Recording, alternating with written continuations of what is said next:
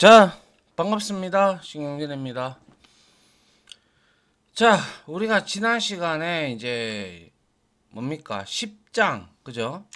챕터 02의 분석기법 적용의 섹션 01 분석기법에 대한 내용이 너무 많기 때문에 제가 분리를 한다라고 말씀을 드렸죠. 그래서 이번에는 이제 분석기법 2고요.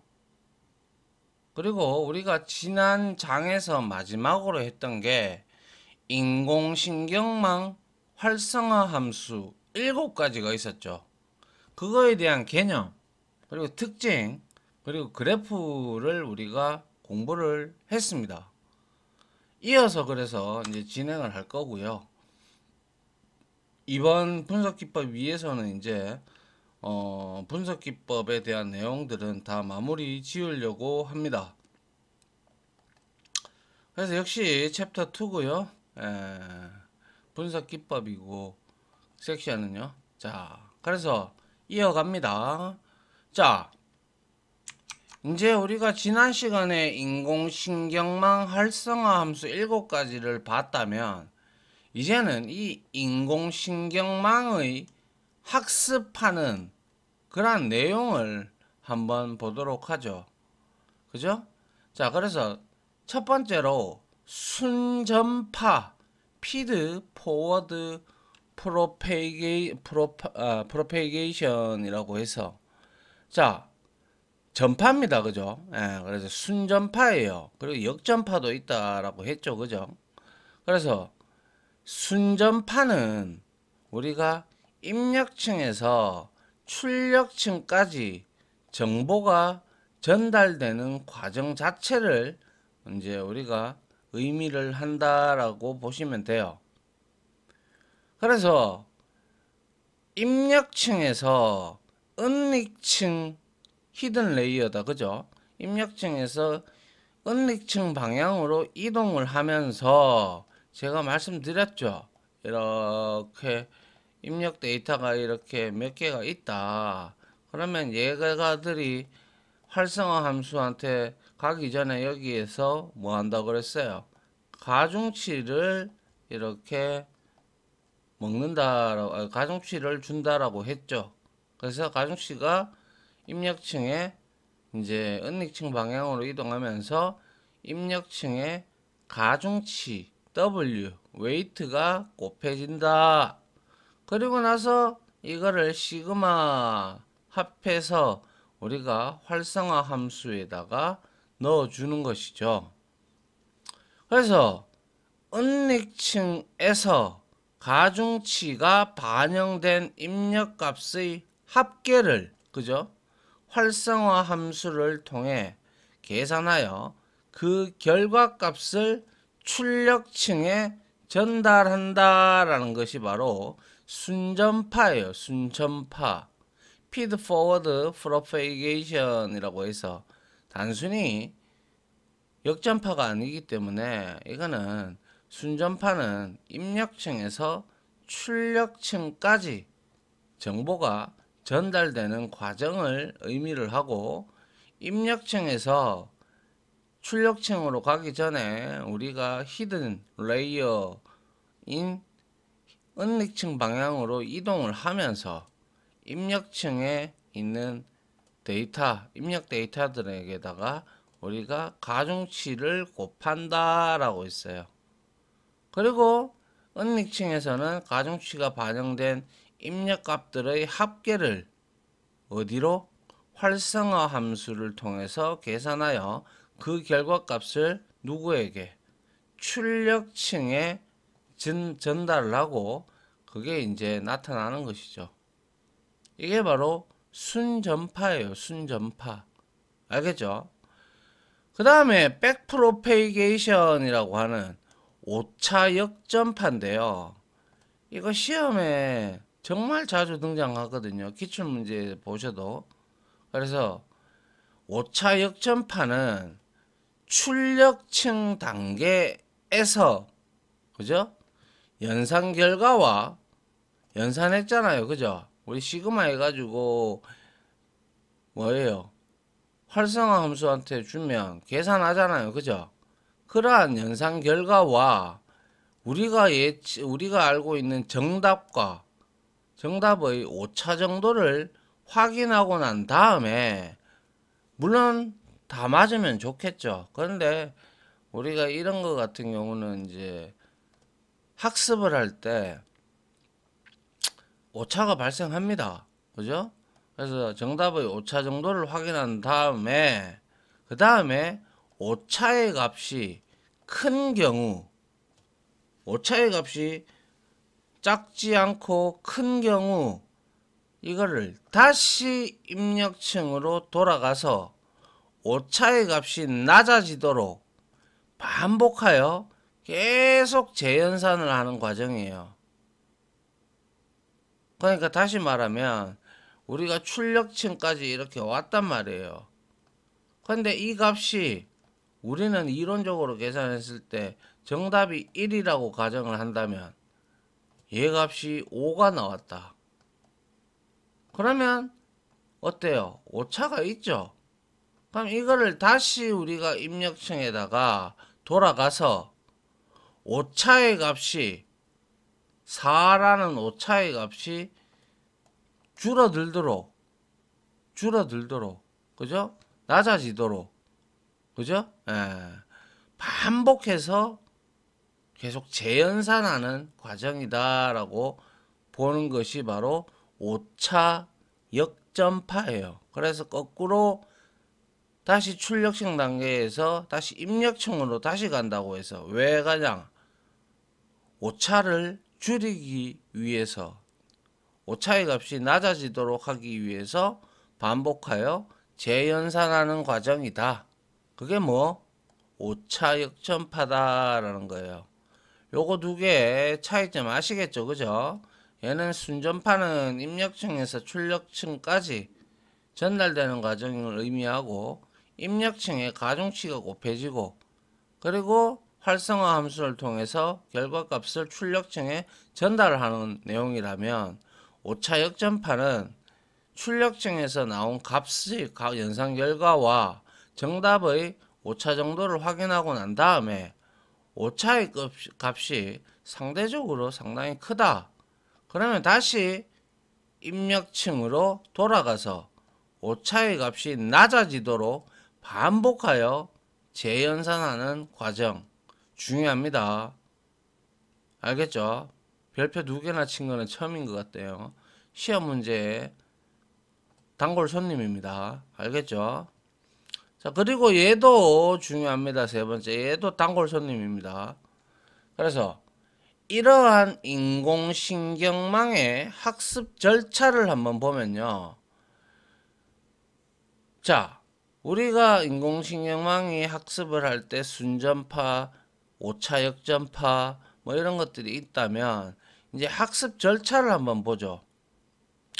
자, 인공신경망의 학습 절차는 미니 배치 학습. 자, 미니 배치 학습이라는 거는 뭐냐면, 미니 배치죠. 이거는 전체 데이터셋이라고 하면 정말 크겠죠. 그죠?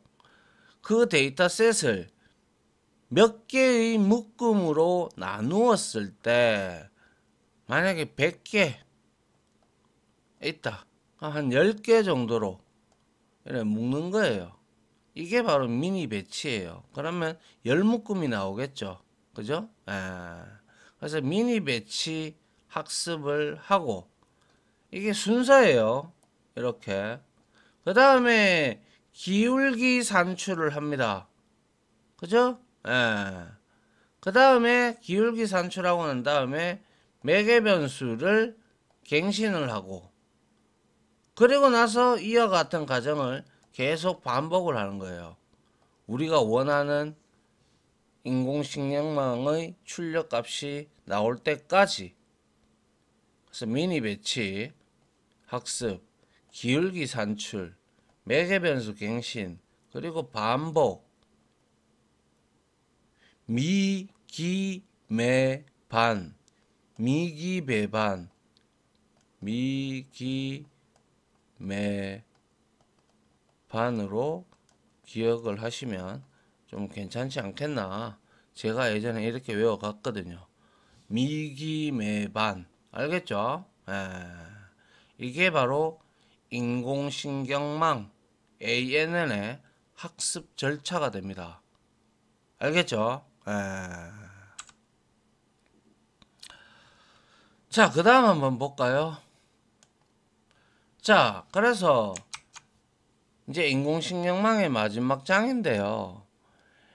인공신경망이 학습을 함에 있어서 인공신경망의 학습 사례로 대표적으로 꼽히는 것이 바로 엠니스트 손글씨 숫자 인식 방법이에요.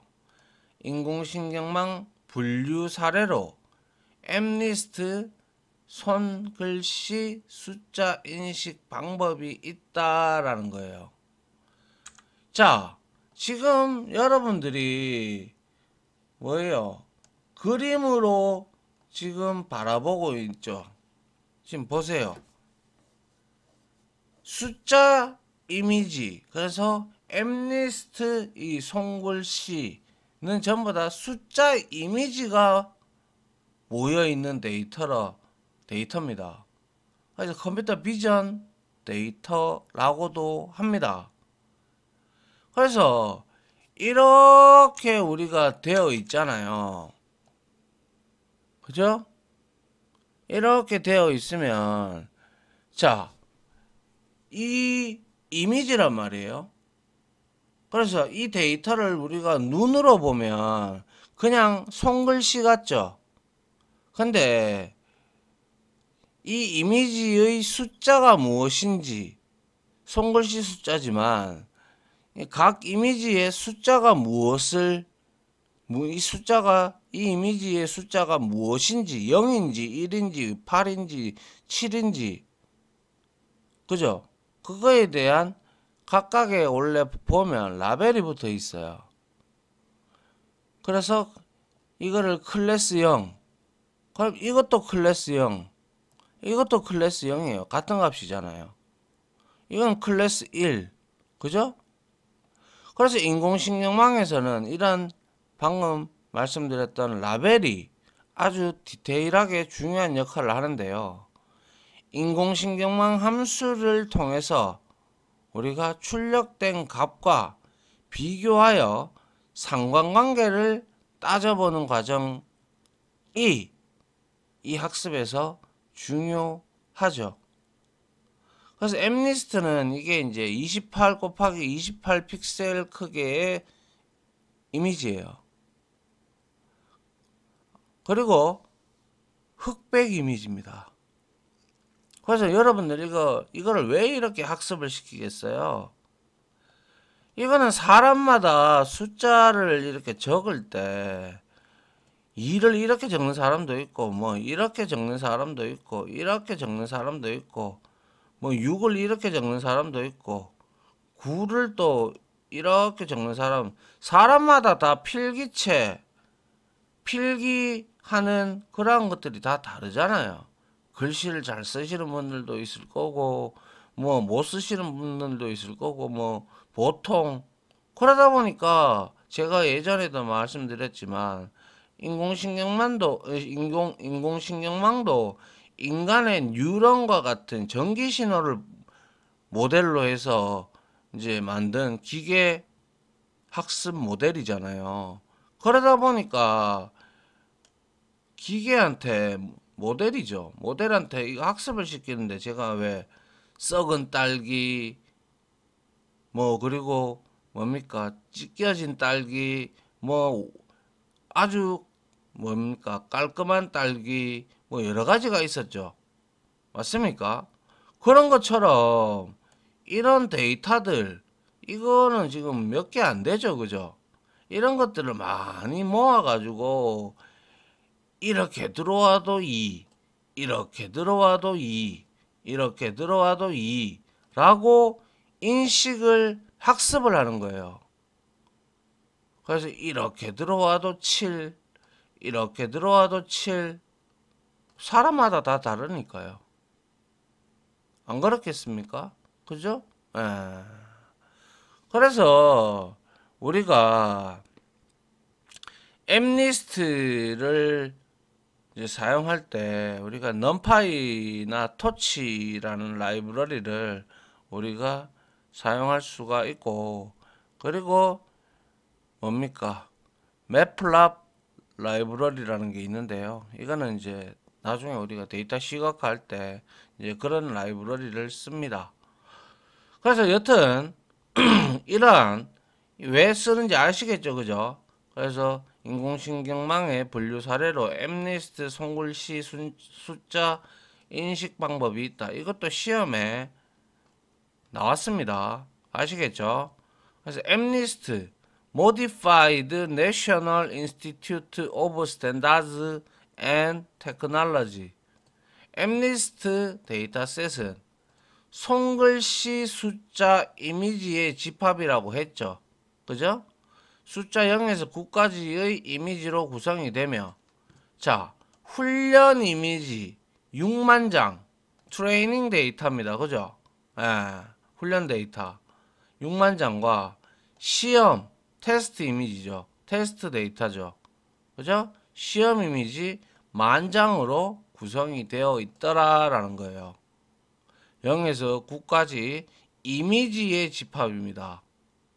그리고 훈련 이미지의 6만 장과 그리고 시험 이미지 10,000장으로 구성되어 있더라라는 것이 바로 엠리스트입니다. 알겠죠? 이것도 팔이요, 이것도 팔이요, 뭐 이것도 팔이요, 그죠? 이렇게 어떻게 나오든 뭐 참외를 학습을 시키더라도 참외 둥그런 참외 모양 아니면 잘라가지고 조각내서 슬라이스해서 나타내는 그 참외도 있고 참외가 밟힌 모양도 있을 거고 그죠? 그런 여러 가지 상황에 있는 것들을 보고도 기계가 보고 아 저거는 참외예요 라고 얘기할 수 있도록 그죠?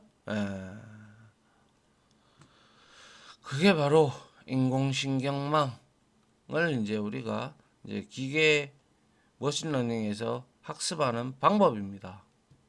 그렇기 때문에 많은 학습을 하면 할수록 어떻게 이 인공신경망이든 하여튼 머신러닝을 많이 받은 그러한 지도학습이든 뭐 비지도학습이든 간에 뭐 그런 것들을 많이 받은 이런 AI 이제 되죠, 그죠? 그러면 이제 막 실생활에 요즘에 나오고 그러잖아요, 그죠?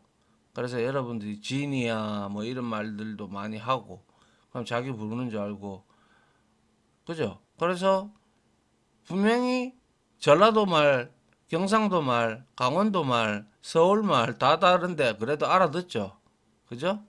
그러는 거예요. 이해가죠? 자, 그 다음 한번 볼까요?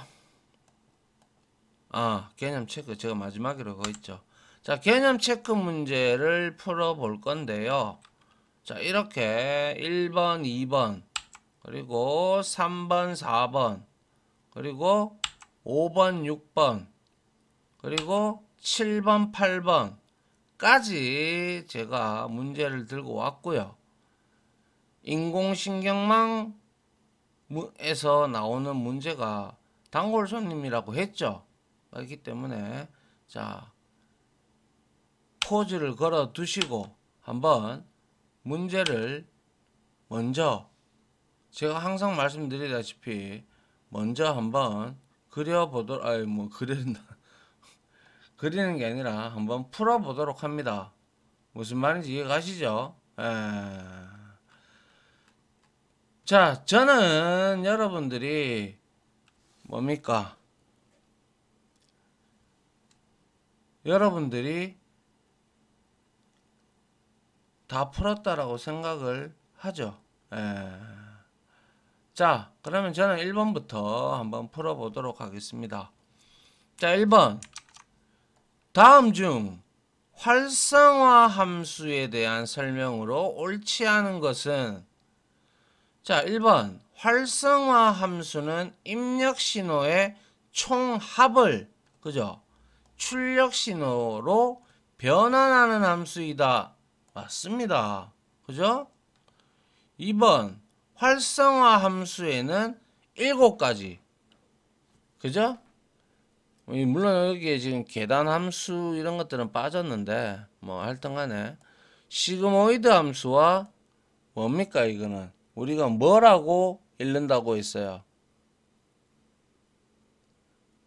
하이퍼볼릭 탄젠트 펑션이라고 말씀을 드렸어요. 그죠? 예, 하이퍼볼릭 탄젠트 함수, 렐루 함수, 렐루 함수에 변형된 리키렐루 함수, 그리고 소프트맥스 함수가 있다. 맞습니다. 뭐예요? 하이퍼볼릭 탄젠트 펑션은 함수는 시그모이드에서는 우리가 기울기 소실 문제가 원인이 된다라고 말씀을 드렸는데 이 하이퍼볼릭 탄젠트 펑션에서 시그모이드 함수의 기울기 소실 문제를 해결했습니까? 그냥 확장만 된 상태죠. 얘는 마이너스 1에서 플러스 1 사이였고 그죠? 시그모이드는 0에서부터 1이었잖아요. 확장만 됐지 기울기 소실 문제는 누가 했어요? 얘가 있잖아요. 얘가 랭루 그죠? 그 다음에 4번 그래서 얘가 틀렸죠. 4번 리키렐루 함수는 다잉 렐루 현상을 해결했다. 맞죠? 다잉 렐루가 뭐였어요? 예? 다잉 렐루가 다잉 렐루는 이게 뉴런이 죽는 거를 우리가 다잉 렐루라고 했잖아요. 그죠? 예, 그거를 이제 리키렐루가 해결을 했죠. 예, 그래서 우리가 복습을 해봅시다. 자, 활성화 함수는 뭐였습니까? 예? 활성화 함수 복습하면서 다시 한 번 더 떠올립니다. 액티베이션 그죠? 펑션이라고 했습니다. 활성화 함수는 입력 신호의 총합 그죠? 을 출력 신호로 변환하는 함수이다 라고 했죠. 맞나요? 그리고 이 활성화 함수에는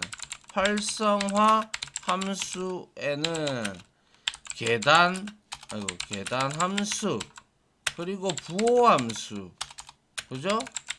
그리고 뭐 있습니까? 시그모이드 함수 그리고 뭡니까? 하이퍼볼릭 탄젠트 펑션이라고 불리는 H 함수 다른 말로 하이퍼볼릭 그죠? 펑션 함수 맞나요? 예. 그리고 렐루 함수가 있었죠. 렐루 함수 그리고 뭐가 있었어요? 리키 렐루가 있었어요. 그죠? 알리 그죠? 리키 렐루 함수가 있었고 그리고 마지막으로 소프트 맥스 뭐예요? 함수가 있다라고 했어요. 그래서 우리가 이 7가지를 다 한번 살펴봅시다. 알겠죠? 예. 그래서 첫 번째로 뭐였어요? 계단 함수였죠. 계단 함수. 이거는 스텝 펑션이라고 했죠. 그죠? 펑션. 이해갑니까? 그래서 얘는 가장 이걸로 하지 말고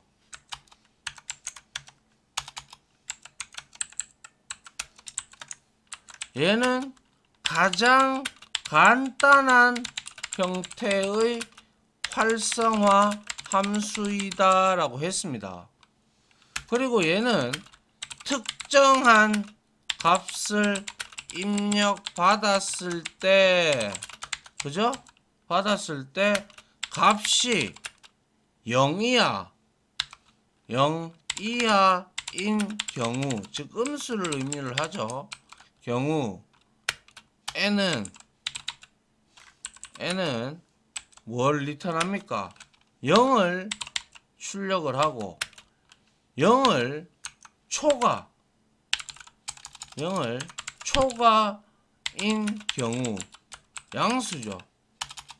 양수인 경우에는 n은 1을 출력해주는 함수이다. 그죠? 맞습니까? 그리고 두 번째로 부호화 함수가 있었어요. 부호 함수, 사인 펑션이 되겠죠. 그죠? 이거 넣으면 뭐였습니까? 그냥 단지 입력된, 그죠? 입력된 수의 부호를 판별하는 함수이다 라고 했고, 그리고 세 번째가 바로 시그모이드 함수였어요. 시그모이드 함수. 그래서 이거는 시그모이드 펑션. 그죠? 그래서 얘는 로지스틱 회귀, 그죠? 로직 변환에서 한 형태죠. 로지스틱 회귀 함수의 로직 변환을 한 형태이다 라고 했고, 그리고 얘는 무슨 문제가 있다? 기울기 소실 문제의 원인이 된다 라고 했고, 그리고 네 번째로 뭐가 있었어요? 하이퍼볼릭 탄젠트 펑션인 함수가 있었죠. 그죠? 하이퍼볼릭 탄젠트 펑션. 그죠? 얘는 뭡니까?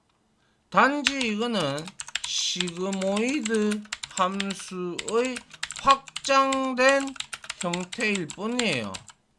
그죠? 그 대신에 확장되었기 때문에 얘는 뭡니까? 시그모이드보다 학습 속도가 빠르다라고 했습니다. 맞습니까? 그리고 뭐가 있어요? 그리고 하이퍼볼릭 탄젠트 말고 다섯 번째 바로 렐루 함수가 있죠. 렐루 RELLU, 그죠?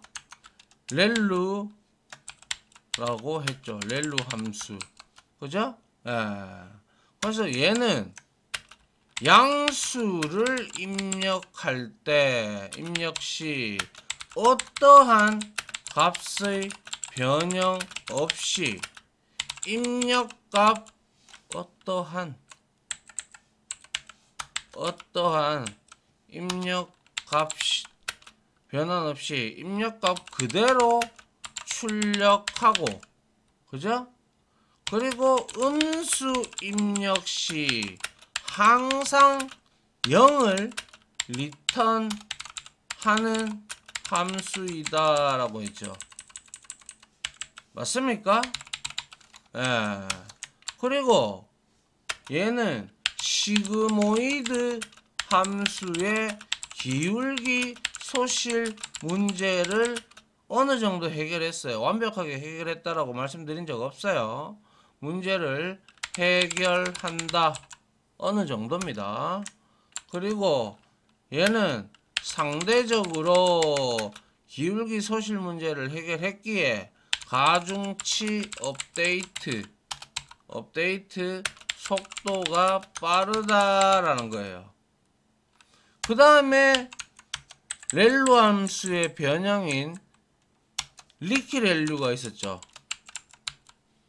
리키렐루, 그죠? 예. 리키렐루 펑션. 그래서 이놈은 뭡니까? 임계치. 이제 임계치라는 단어 다 뜻 아시죠? 임계치보다 작을 때 얘는 0을 곱하죠. 0을 곱하는 0을 곱하는 게 아니죠. 0.01을 곱하는 애예요. 그죠? 0을 곱하는 렐루와 달리 0.01을 달리 0.01을 뭐 하는 건데요? 곱한다라고 했죠. 그리고 얘는 렐루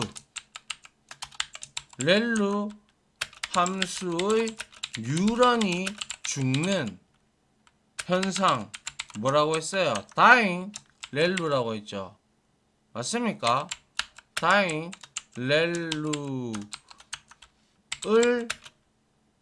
해결한다라고 했습니다. 그리고 마지막으로 7번째 소프트맥스가 있었죠. 소프트맥스 함수, 그죠? 소프트맥스 펑션 맞습니까? 얘는 3개 이상이죠. 3개 이상으로 분류하는 다중 클래스 분류 모델을 만들 때 사용된다라고 우리가 배웠고, 아울러 분류될 클래스의 개수가 만약에 n개라면 n인 경우 뭐 데이터도 n 차원의 벡터를 입력받아, 그죠? 입력받아 각 클래스에 속할 확률을 추정한다.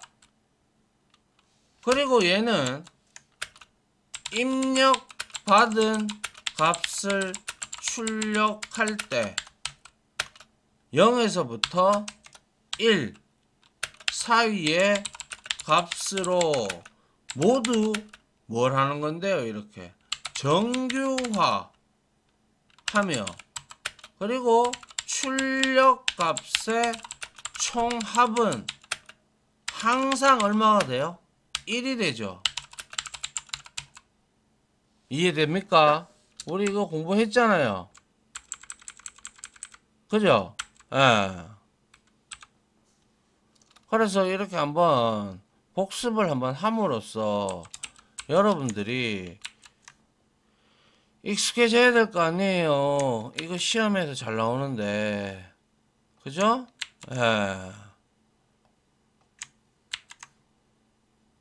시험 이것도 단골입니다. 단골.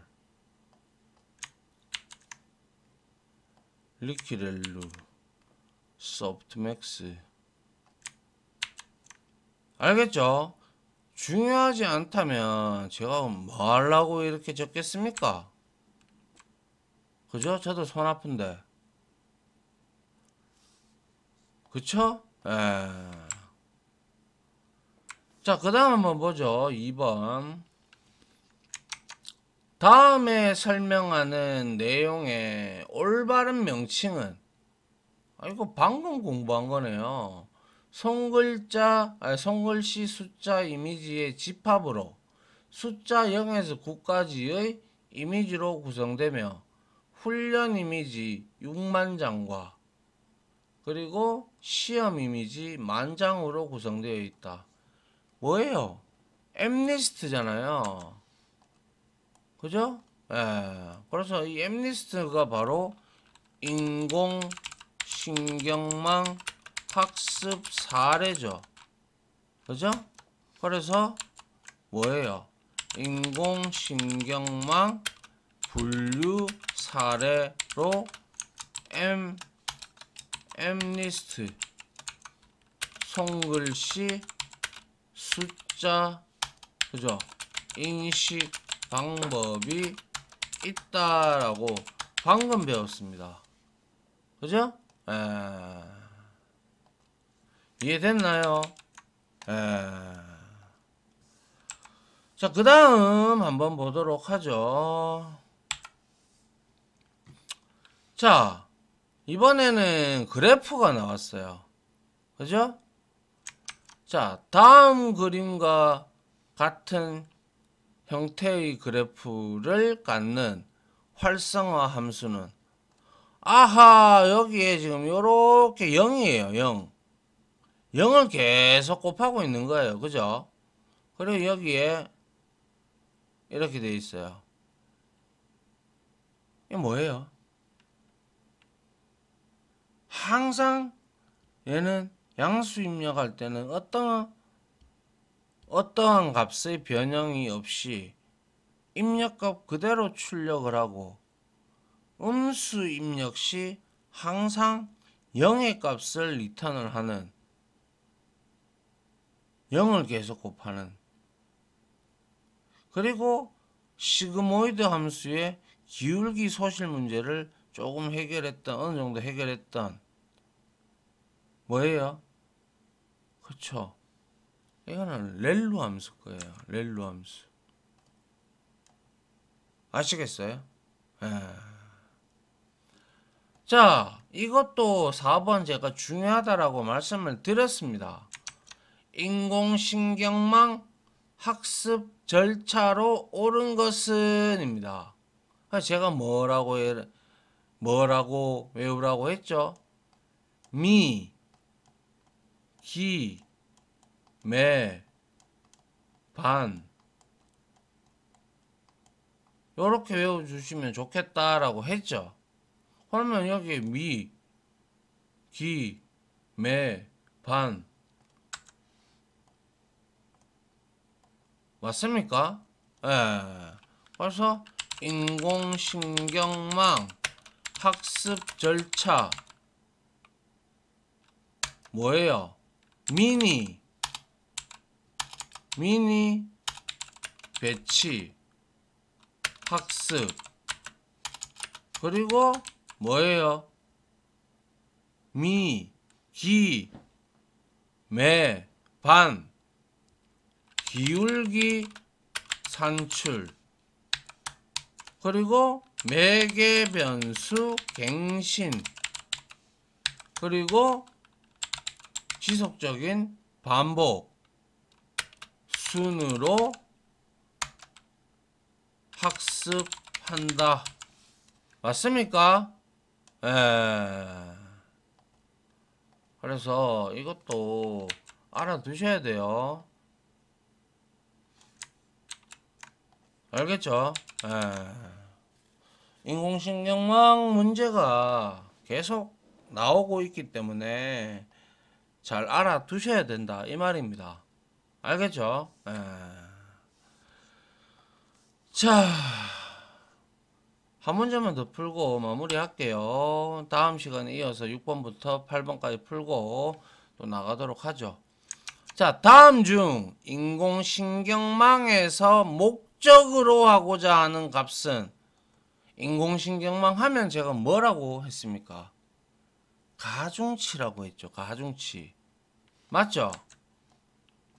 그래서 웨이트를 알아내는 게 목적이다라고 했죠. 인공신경망 뭐예요? 영어로 AR, T, P, 셜, 아티피셜 그죠? 아티피셜 그죠? 네트 뭡니까? 워크죠. 그래서 ANN이라고 우리가 부른다고 했죠. 그래서 이러한 인공신경망은 뭐예요? 사람 두뇌의 신경세포인 뉴런이 전기 신호를 전달하는 모습을 모방한 기계 학습 모델이다 라고 말씀을 드렸고, 아울러 이 인공신경망은 활성화 함수를 사용하고 가중치를 알아내는 것이 목적이다 라고 배웠잖아요. 인공신경망 제일 처음에 나오는 내용이잖아요. 그죠? 그래서 인공신경망은 가중치를 알아내는 게 목적이에요. 아시겠죠? 자, 이렇게 해서 여기까지만 일단 하고요. 다음 시간에 6번부터 하고 이제 서포트 벡터 머신에 대해서 좀 공부를 좀 하도록 할까 합니다. 자, 아무튼 이렇게 우리가 복습도 했고, 그리고 순전파, 오차 역전파, 인공신경망 학습 절차, 학습 사례 엠리스트, 그죠? 그리고 개념 체크 문제 1번에서부터 5번까지 풀어봤습니다. 됐죠? 이렇게 해서 11장의 첫 번째 강의 마무리 짓도록 하겠습니다. 고생 많으셨습니다. 감사합니다.